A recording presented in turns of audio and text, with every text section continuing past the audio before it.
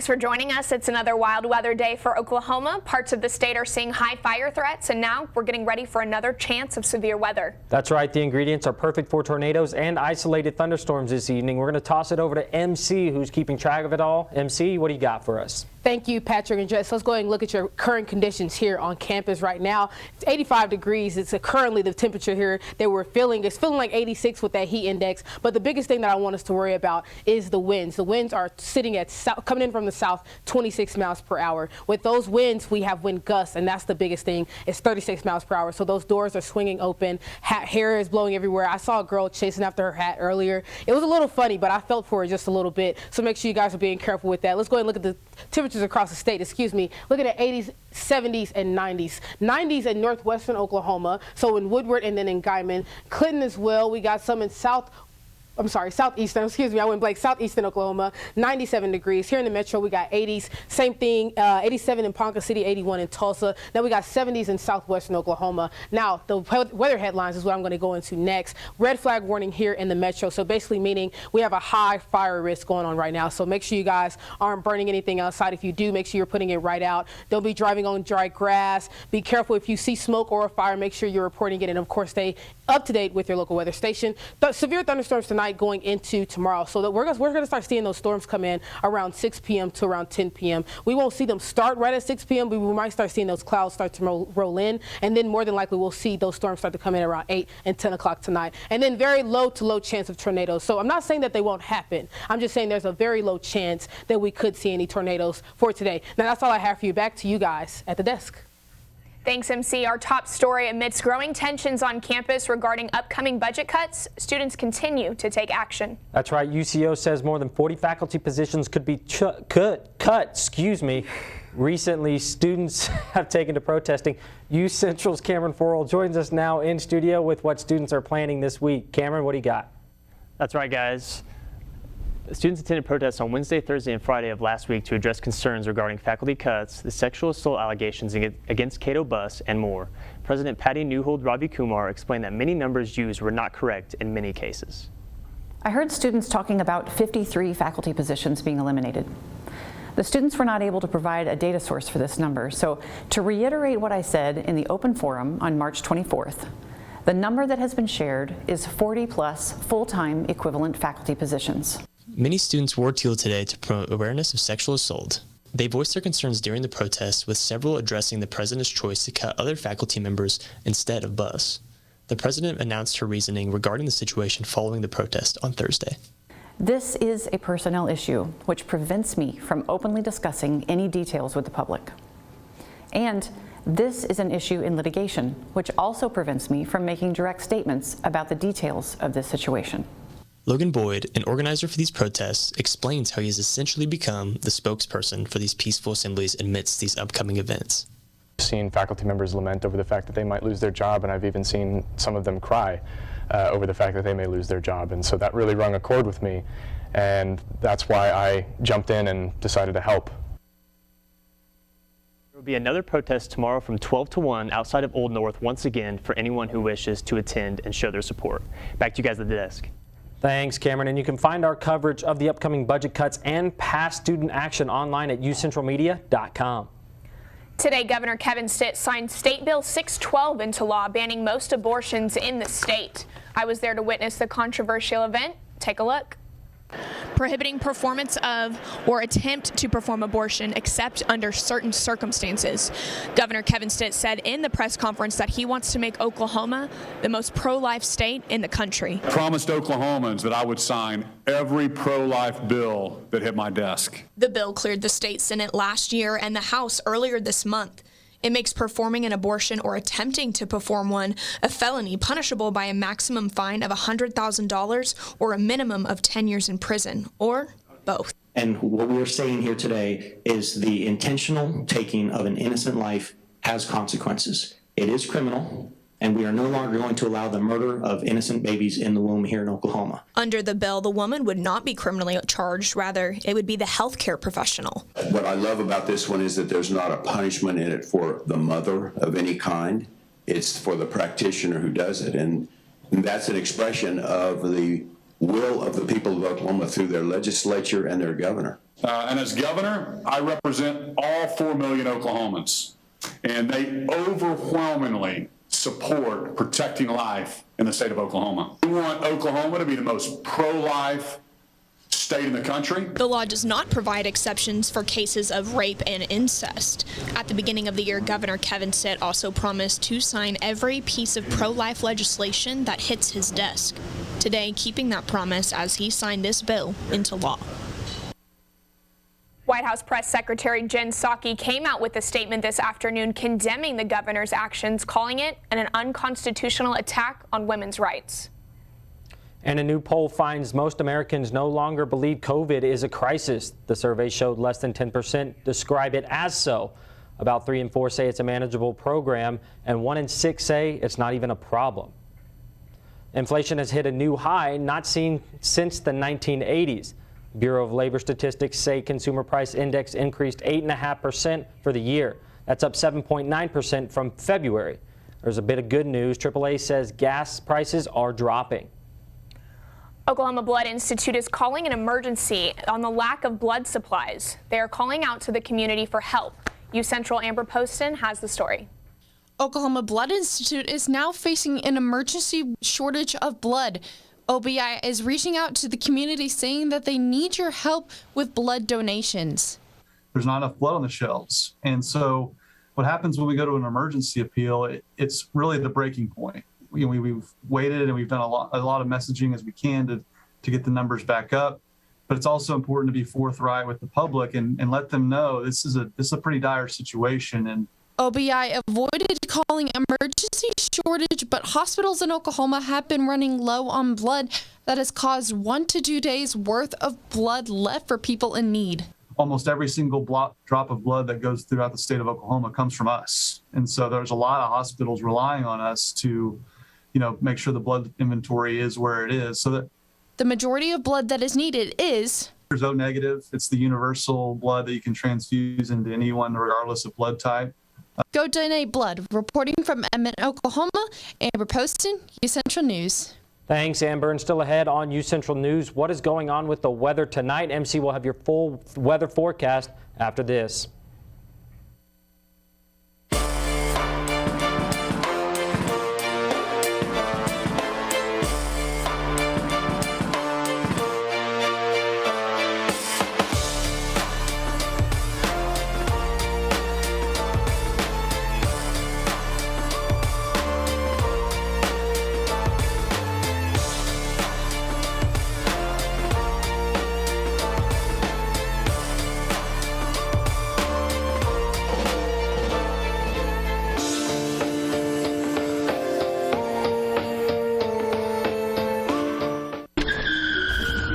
Back and change it all. I would.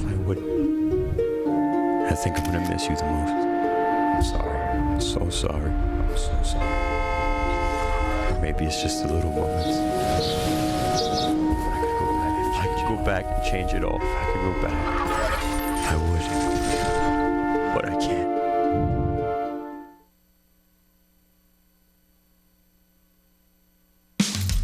You can achieve a lot using your imagination. I mean, I don't like to brag, but... Wait, who's that? And why is she all over these achievement awards? But with STEM, the sky's the limit. Shaboom! Use STEM to envision... Okay, I'm seeing it. Yeah! Invent... Got any ideas? I've got a few, actually. And create a better world. Told you she's super smart. If she can STEM, so can you. Find out more at She Can STEM. In the land of wonder and awe, you won't believe you see what you saw. Where there's something to do for young and for old, where stories are written and then they're retold. Visit travelok.com today. Come see for yourself and come out to play.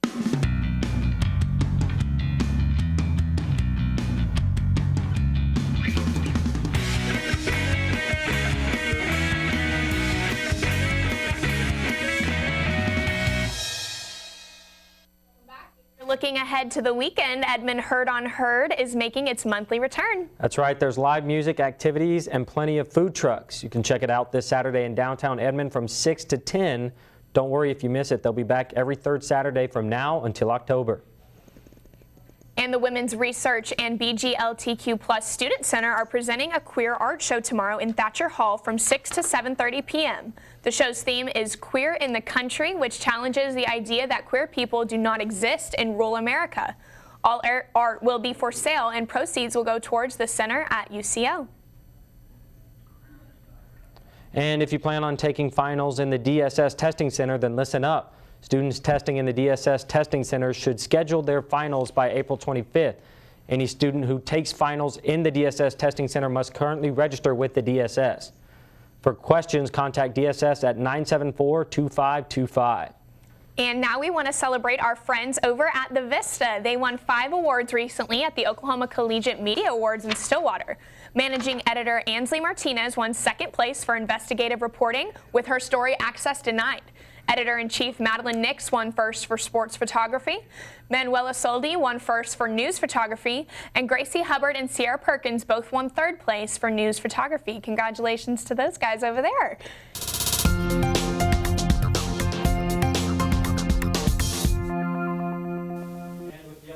Potential for severe weather. We're going to check in with MC and see what she's got for us. MC, how's it going? It's going great, Patrick. Hope you're doing well. Let's go ahead and talk about your weather headlines. Right now, here in the metro, red flag warning is the biggest thing. So basically, extreme levels of fire risk. So basically, make sure you guys are taking the necessary precautions when it comes to those grass fires, wildfires, anything like that. So basically, if you see a storm, you see some smoke, make sure you're reporting it. If you are having any fires outside, which you shouldn't, make sure you're putting them out right away. And of course, be ready to go if you have to evacuate. We're going to have some severe thunderstorms tonight. Going into tomorrow, we're going to see that rain start around 6 p.m. to 10 p.m. That's the time span that I saw on the National Weather Service. But I'm thinking that we're going to start seeing showers start around 8 p.m. We'll start seeing those storms come in around 6, but around 8 p.m. we'll start seeing those showers turn into the thunderstorms going later into the night. And then we're going to have a very low to low chance of tornadoes. Now, what I mean by that is that sometimes you guys are like, you said there was a low chance of tornadoes and then a tornado happened. I'm saying there's a low chance, but I'm not saying there's no chance at all. So make sure you guys are staying in tune or up to date with your local weather station. Let's go and look at the current conditions. 85 degrees right here on campus. It's partly cloudy right now. Winds are coming in from the south, 26 miles per hour. So very, very strong winds with those wind gusts, with that heat index. It feels like 86 degrees with the humidity sitting at 46%. Now, temperatures across the state, we got some 80s, 90s, and 70s. So 80s in western Oklahoma, or eastern Oklahoma.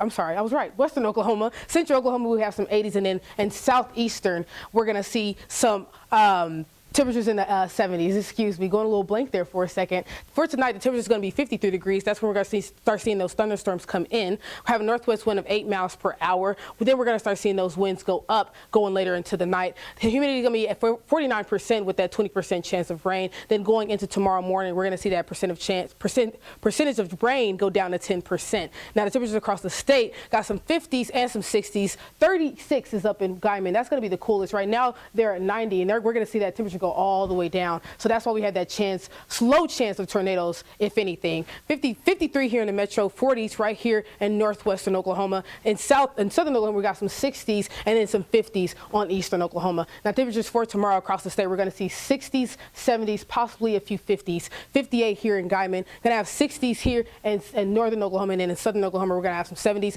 81 is the only one. 80 we're probably going to see here in Oklahoma, there in Idabel. Now, the daily forecast for tomorrow, rain is going to be continuing, into the morning time, 7 a.m., 54 degrees. Then going into lunchtime, it'd be 60 degrees. And then it's going to be very, very windy. And then going into the nighttime, temperature is going to be 65 degrees with clear skies. Now, this is the 7-day forecast. As you can see, going later into the week, we're going to see the temperature continue to go back up, and then we're going to see the temperature go down going into the weekend. 20% chance of rain Sunday night and Sunday day. But later for the next week, we're going to see the temperature continue to be sunny and warm. That's all I have for you guys. Back to you guys at the desk. Thanks, MC. And coming up, things are looking strange for a well-known series, plus an update on a lawsuit that has caused outcry on social media after the break.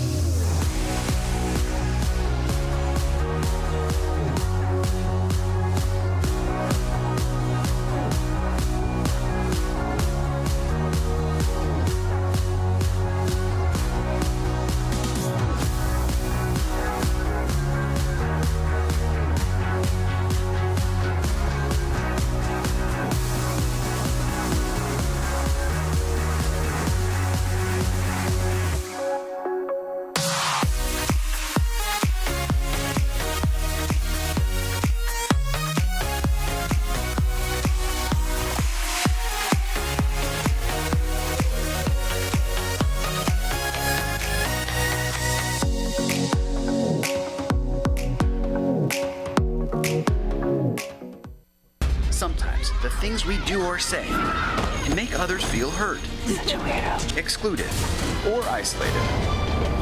Everything you say and do creates an impact. How am I supposed to save the whole world? You can't think about saving the world. You have to think about saving one person. Because of you, someone's entire life can change. You don't have to be a superhero to have a positive impact. Friends? Friends.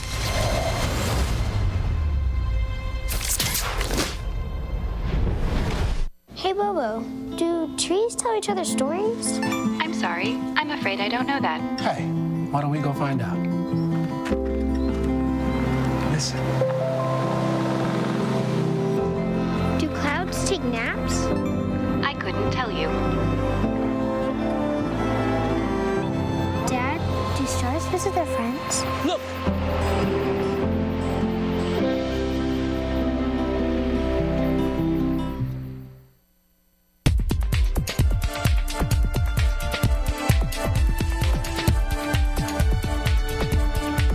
Welcome to your social media update. I'm Tyler Whitehead, and a lawsuit that has had many tosses, turns, and controversies with a lot of commentary on social media. A jury was selected today to hear the long-anticipated lawsuit Johnny Depp has against his ex-wife, Amber Heard. He's accusing Heard of falsely portraying him as a domestic abuser. Both Depp and Heard appeared in court this morning. Heard has also filed a countersuit against Depp that accuses his lawyers of defaming her at this direction. And things are looking even more strange for a well-known Netflix show. Today, the streaming platform has released a new trailer for the upcoming 4th season of Stranger Things. A lot of people took to social media sharing their comments and concerns, with most commentary falling on the moments featuring Sadie Sink's character Max and the alleged new villain. The season is set to be split into 2 volumes, with the first 5 episodes releasing on May 27th and the remaining episodes streaming July 1st. And it's Britney's baby. Some fans are sharing their confusion across social media after Britney Spears announced she is pregnant and married. The singer shared the news on Instagram, and fans and celebrities alike congratulated her. However, some people were puzzled because of how soon this is happening after her conservatorship ended less than 5 months ago. Spears revealed that the conservatorship had forced her to remain on birth control during the duration of her 13-year conservatorship. And another celebrity is under the same umbrella of social media commentary. Rihanna sat down with Vogue talking about her pregnancy and becoming a mother. She revealed that she didn't plan on getting pregnant. It just happened. She didn't say when she was due, but wishes she could have her close loved ones, but due to COVID-19, that seems unlikely. You can catch the interview in today's edition of Vogue. I hope you all have a great day. Back to you, Jess and Patrick at the desk. Thanks, Tyler. And Aaron previews tonight's UCO baseball action coming up next.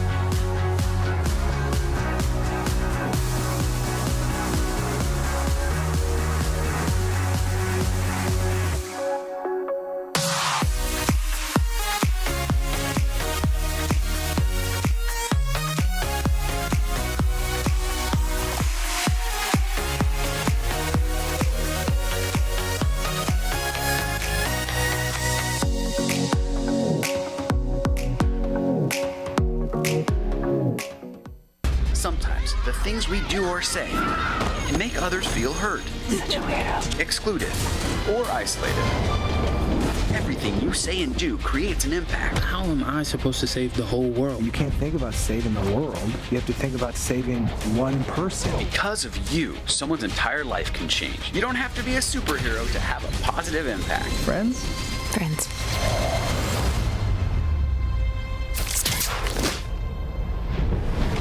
Hey, Bobo, do trees tell each other stories? I'm sorry. I'm afraid I don't know that. Hey, why don't we go find out? Listen. Do clouds take naps? I couldn't tell you. Dad, do stars visit their friends? Look!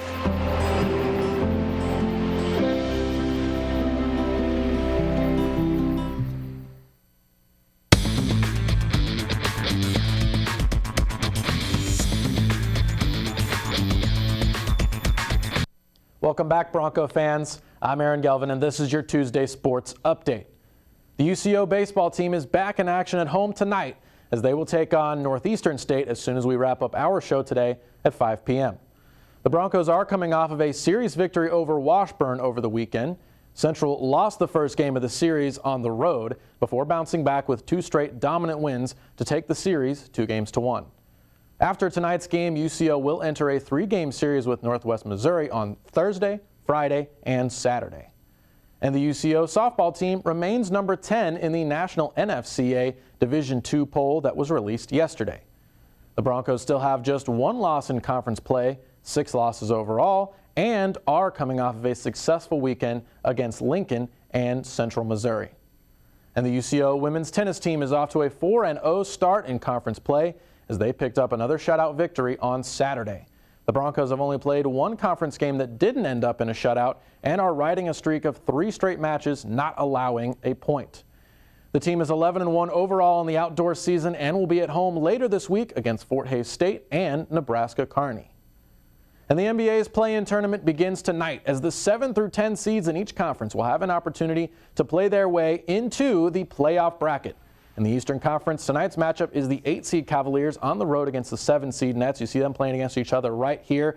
Cleveland has been one of the surprises of the season as young rookie Evan Mobley has been a huge part of the best Cavs season post-LeBron. Brooklyn has failed to live up to expectations partially due to injury and made a huge midseason trade swapping James Harden for Ben Simmons. The winner of tonight's game will play Boston in the first round of the playoffs, while the loser will need to beat the winner of the Hornets and Hawks game later this week in order to have the rights to face the Miami Heat in round 1. These 2 teams actually played each other late last week, with Brooklyn winning. The rematch once again is tonight. And in the Western Conference, tonight's battle is the Minnesota Timberwolves hosting the Los Angeles Clippers as we run a few highlights of both of those teams right here. Tonight's winner will take on Ja Morant and Memphis in round 1, while the loser must beat the winner of the Spurs and Pelicans in order to get to face the Suns in the first round. Minnesota was another pleasant surprise this season with young players like Karl Anthony Towns and Anthony Edwards taking a step forward, while the Clippers haven't had superstar forward Kawhi Leonard all season, dropping them to the 8th seed. If Leonard can make it back for the playoffs, Los Angeles could be a very dangerous team. And speaking of Los Angeles, the Lakers fired their head coach of the last 3 years, Frank Vogel, yesterday. Here's Lakers star LeBron James on the decision and his relationship with the former coach. I respect Frank as a coach, as a man, in our partnership that we've had over a few years here has been nothing but just candid, great conversations, and this guy who gives everything to the game, prepared us every single night along with his coaching staff as well. I give those guys a lot of credit too, but at the end of the day, I don't know what's going to happen, with Frank and being here, but I got nothing but respect for him. Jessica, Patrick, the Lakers, they were kind of a mess this season. Thoughts? It's honestly it's shocking when you have LeBron on your team and Absolutely. you're that. Mess is an understatement with how high their expectations were going into the season, and then just to subvert them being 16 games under 500 and just missing the playoffs altogether. They have to figure it out. Definitely have to figure it out. Yeah. But thank you for joining us, Aaron. That's going to do it for sports. We'll be back with more news and one last look at MC's weather forecast after this.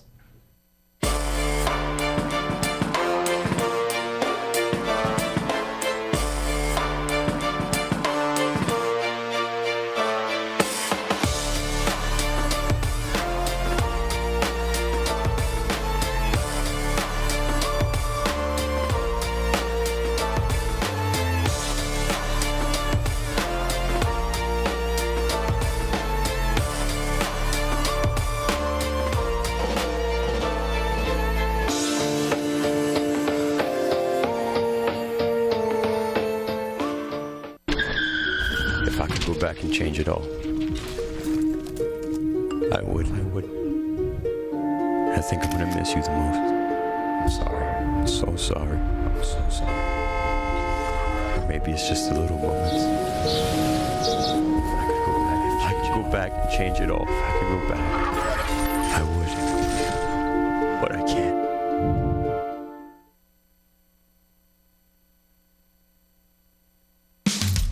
You can achieve a lot using your imagination. I mean, I don't like to brag, but Wait, who's that?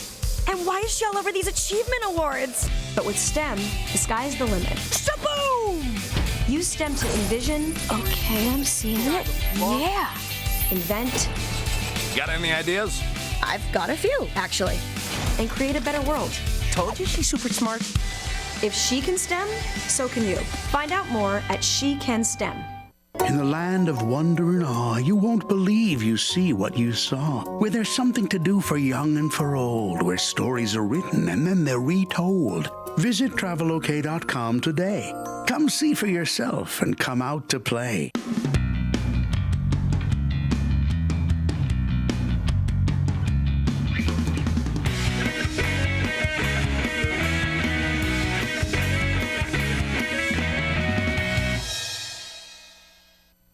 Welcome back to this edition of UCentral News. Let's go ahead and take one last look at tonight's weather and the forecast for the rest of the week. MC, what do you got for us? Real quick, we're going to go ahead and look at the forecast for tomorrow. So going into tomorrow, starting up by maybe midnight, going into 7 a.m., we're going to start seeing those showers die down, be about a 10% chance of rain here in the metro, with the temp being 54 degrees.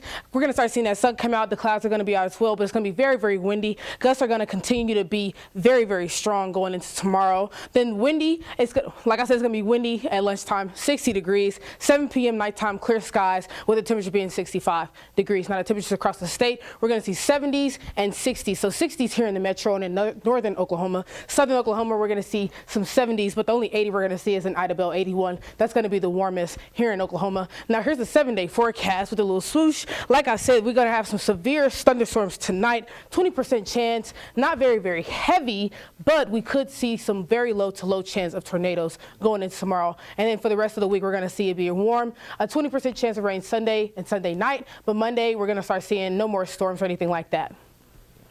Thank you so much, MC. And check this out. A sharp-eyed TSA officer in Boston stopped a passenger from bringing a sword aboard a plane Wednesday. The man was apparently completely unaware that the walking cane he was using had a long blade hidden inside of it. After TSA officers confiscated the concealed sharp-edged weapon, the passenger was allowed to travel on his way. This is a reminder that if the passenger had put his cane into his checked luggage, it would have been okay. Any sharp objects in checked bags should be sheathed like this one inside the cane to prevent injury to baggage handlers and inspectors. That would be a crazy thing to check out as I'm working on my job. Like, what is that in the cane there? Some spy equipment. Well, we just wanted to say this is going to be our last Tuesday show, and we want to thank you so much for joining us this semester. Oh, we've had such a great time, and we're going to miss everyone. All the seniors. Yeah. All the seniors. But thank you guys for joining us on this edition of UCentral News. That's Aaron. That's Aaron Gelvin, as he just said. I'm Patrick Talbot. I'm Jessica Morales. And I'm MC. Thank you so much, guys. We'll catch you tomorrow. Stay safe, Broncos.